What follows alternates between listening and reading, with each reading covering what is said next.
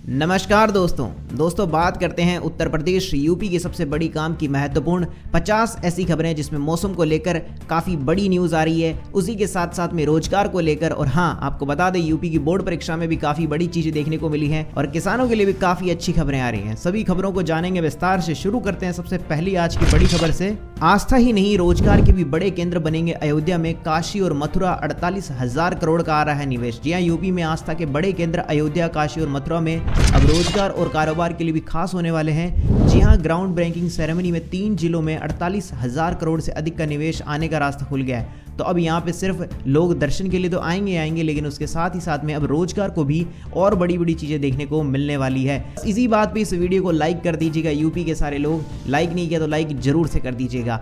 चलिए बात करते हैं इसी के बाद अगली सबसे बड़ी महत्वपूर्ण और काम की खबर। जी हाँ, यूपी बोर्ड परीक्षा में बड़ा एक्शन, 14 शिक्षकों को हटाया गया, 5 सॉल्वर पर FIR। जी हाँ, यूपी बोर्ड की जो परीक्षा आयोजित हुई थी हाई स्कूल की, जिसमें विज्ञान और इंटर गणित व जीव विज्ञान की परीक्षा में 14 शिक्षकों के खिलाफ कार्रवाई हुई है और 5 सॉल्वरों के खिलाफ FIR दर्ज कराई गई है। जी हाँ, इन बोर्ड परीक्षाओं में भी लोग पता नहीं क्या क्या गड़बड़ी कर देते हैं। चलिए इसी के बाद बात कर लेते हैं यूपी के मौसम के बारे में। फिर बिगड़ेगा मौसम, धूल भरी आंधी के साथ बारिश के आसार। जान लेते हैं तापमान के बारे में। जी हाँ, यूपी में एक बार फिर मौसम बिगड़ेगा। कई जिलों में धूल भरी आंधी के बाद बारिश के आसार जताए जा रहे हैं। बुधवार को तापमान में 1 डिग्री की बढ़ोतरी हुई है, वहीं अगले 2 दिन बारिश से तापमान कम हो सकता है। और साथ ही साथ में और आपको बता देते हैं यूपी के मौसम के बारे में ही। चलिए बात करते हैं अगली सबसे बड़ी खबर। ओम प्रकाश राजभर का बड़ा ऐलान, यूपी बोर्ड जीव विज्ञान और गणित का पेपर लीक। जी आप सबको बता दें, सुभाषपा अध्यक्ष ओम प्रकाश राजभर ने बयान दिया है कि राजपाट नहीं मिला तो होली नहीं मनाऊंगा। वहीं यूपी बोर्ड की 12वीं जीव विज्ञान की परीक्षा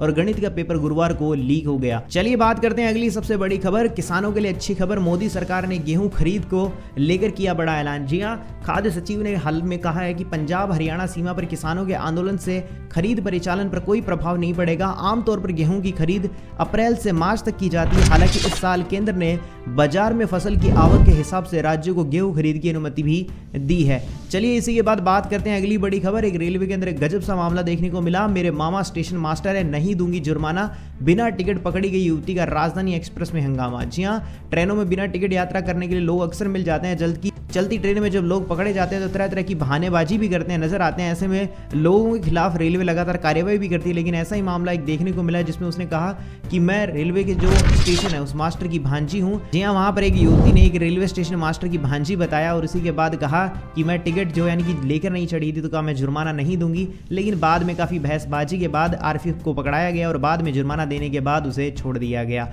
चलिए इसी के बाद बात करते हैं अगली बड़ी खबर। बिजली चोरों के खिलाफ अभियान, यूपी में इस इलाके में मिलेंगे सबसे ज्यादा कटिया मार।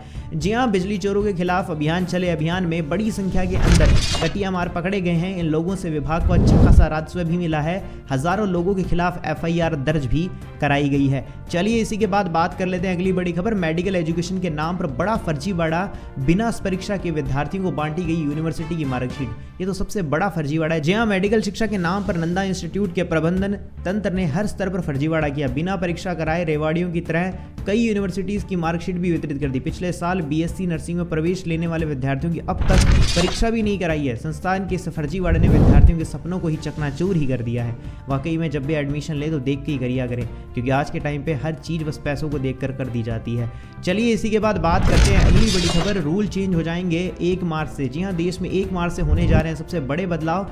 आपको बता देते हैं क्या क्या चीजें नहीं बदलेंगी, उन्हीं के बारे में आपको विस्तार से बता देते हैं। सबसे पहली चीज, 1 मार्च से काफी बड़े ऐलान हो जाएंगे। GST का नया नियम बदल जाएगा। 5 करोड़ रुपए से अधिक का बिजनेस करने वाले कारोबारी बिना ई चालान के ई-वे बिल भी जनरेट नहीं कर पाएंगे। यह नियम 1 मार्च से लागू कर दिया जाएगा। दूसरा ऐलान हो जाएगा, LPG और CNG के दाम में हर महीने की पहली तारीख को LPG और CNG और PNG की कीमतों में बदलाव आता है। तो देखने को होगा कि इस बार क्या बदलाव आता है। जो भी बदलाव आएगा मैं आपको बता दूंगा। उसी के बाद बात करते हैं फास्टैग के बारे में। जी हाँ, KYC को अपडेट करने की जो आखिरी तारीख थी वो 29 फरवरी तय की गई थी। इस तारीख के बाद अगर फास्टैग की KYC पूरी नहीं होती है तो आपका फास्टैग काम नहीं करने वाला है। चलिए इसी के बाद बता देते हैं आपको तीसरी बड़ी चीज, क्रेडिट कार्ड के नियम के बारे में। जी हां, देश के सबसे बड़ी तीसरी चीज आपको बता देते हैं जो ध्यान रखने की है। देश के सबसे बड़े सरकारी क्षेत्र के बैंक स्टेट ऑफ इंडिया ने यानी कि एसबीआई ने अपने क्रेडिट कार्ड नियमों में बदलाव किया है। एसबीआई ने मिनिमम डे बिल कैलकुलेशन के नियम में 15 मार्च से बदलाव करने जा रहे हैं। बैंक की इसकी जानकारी ईमेल के जरिए भी दे दी गई है।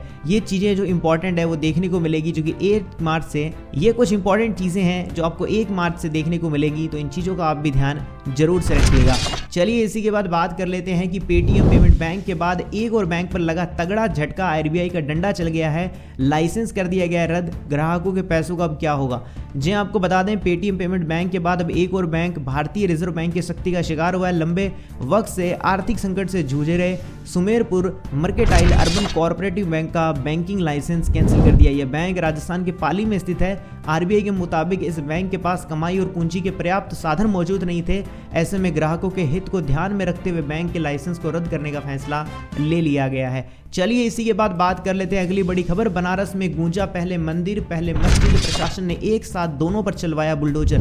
जी हां, वाराणसी में चौड़ीकरण की जद में आए मंदिर और मस्जिद को लेकर अधिकारी सांसद में आए तो दोनों पर एक साथ ही बुलडोजर चलाना पड़ा। जी हां, 2 जगहों पर विवाद सामने आया, एक जगह का मामला टाल दिया गया है। चलिए इसी के बाद बात करते हैं अगली बड़ी खबर। यूपी के हर तहसील पर जल्द होगी ये व्यवस्था, सीएम योगी ने किया बड़ा ऐलान। जी हां, प्रमुख संवाददाता मुख्यमंत्री योगी आदित्यनाथ ने गुरुवार को सरकारी आवास पर 34 नवनिर्मित फायर स्टेशनों के लोकार्पण और 4 के शिलान्यास के मौके पर बड़ा ऐलान कर दिया है। और सीएम योगी आदित्यनाथ ने कहा है कि जल्द ही पूरे देश में यूपी ऐसा राज्य होगा जहां तहसील सत्र पर फायर स्टेशन बनने वाले हैं। चलिए इसी के बाद बात कर लेते हैं अगली बड़ी खबर। उसी के बाद आपको उसी से रिलेटेड खबर बता देते हैं कि जल्द ही तहसील सत्र पर फायर स्टेशन वाला पहला राज्य होगा यूपी, सीएम योगी बोले। जी हां, उत्तर प्रदेश में जल्द ही तहसील सत्र पर भी अब फायर स्टेशन वाला पहला राज्य होने वाला है।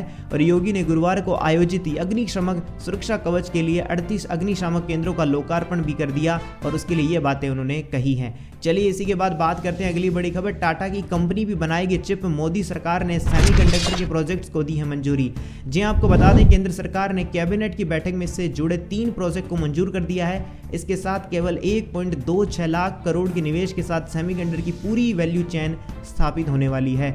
चलिए इसी के बाद बात कर लेते हैं अगली बड़ी खबर। यूपी में आउटसोर्सिंग और संविदा कार्मिकों के न्यूनतम वेतन पर फैसला 1 महीने में। जी हां, यूपी में आउटसोर्सिंग और संविदा कार्मिकों के न्यूनतम वेतन का जो फैसला है 1 माह में हो जाएगा।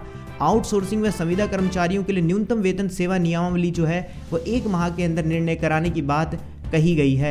चलिए इसी के बाद बात करते हैं अगली बड़ी खबर। यूपी के अंदर प्लांट में मिली मानव हड्डियां, नरमुंडा और एक आदमी संग इतने बच्चों के अवशेष। जी हां, कानपुर के बर्रा में प्लांट में मानव हड्डियां और नरमुंड मिले और इन्हें देखकर तंत्र मंत्री की आशंका बताई जा रही। प्लांट में फेंके बोरे से अधूरे कंकाल भी निकले। अवशेष 10 से 15 साल पुराने होने का दावा बताया जा रहा है। चलिए इसी के बाद बात करते हैं अगली बड़ी खबर। चर्चित आईएएस अभिषेक सिंह की बड़ी मुराद पूरी, नेता या अभिनेता दूसरा सपना भी होगा पूरा। जी हां, आप सबको बता देते हैं कि वह सरकारी सेवा से पूरी तरह से मुक्त हो गए हैं। कभी नेता तो कभी अभिनेता बनने की चर्चा लगातार हो रही है।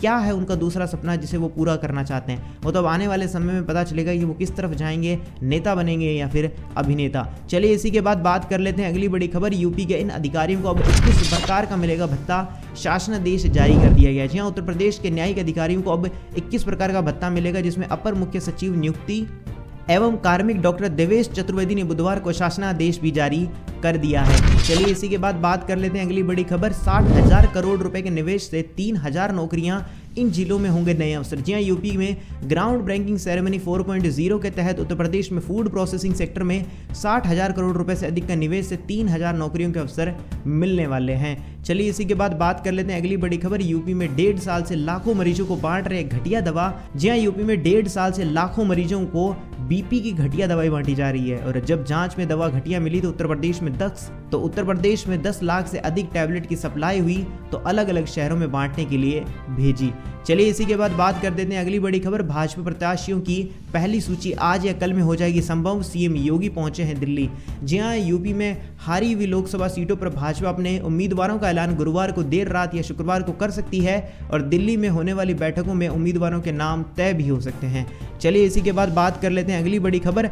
हर जिले में अब साइबर क्राइम थाना, यूपी देश का पहला राज्य बना। जी हां, यूपी के हर जिले में अब साइबर क्राइम थाना होगा। मुख्यमंत्री ने प्रदेश के 57 जिलों में साइबर क्राइम के थाने की शुरुआत भी कर दी है और इसके साथ ही यूपी देश का पहला ऐसा राज्य बन चुका है। चलिए इसी के बाद बात करते हैं अगली बड़ी खबर। जेल में बंद मुस्लिम कैदी ने राम मंदिर को दिया पूरा मेहनताना चेक से रामलला तक पहुंची राशि। जी हां, फतेहपुर जेल में बंद एक मुस्लिम कैदी ने जियाउल ने 1.5 महीने में जितना भी कमाया उसका पूरा का पूरा मेहनताना राम मंदिर को दे दिया। कैदी द्वारा दी गई राशि जेल अधीक्षक ने चेक के माध्यम से रामलला तक पहुंचा दी है। चलिए बात करते हैं अगली सबसे बड़ी खबर। ज्ञानवापी की पश्चिमी दीवार की बैरिकेडिंग हटाने की अर्जी, श्रृंगार गौरी की पूजा की मांगी इजाजत। जी हां, वाराणसी में काशी विश्वनाथ मंदिर से सटी ज्ञानवापी मस्जिद की जो पश्चिमी दीवार है कि उसकी ओर से बैरिकेडिंग को हटाकर श्रृंगार गौरी के पूजा पाठ राग भोग की अनुमति के लिए प्रभारी जिला जज की अदालत में अर्जी दाखिल की गई है। तो ये थी आज की उत्तर प्रदेश यूपी की सबसे बड़ी काम की महत्वपूर्ण खबरें। कैसी लगी सारी की सारी खबरें कमेंट सेक्शन में बताना मत भूलिएगा। और हाँ, वीडियो को लाइक नहीं किया तो लाइक करके चैनल को सब्सक्राइब करना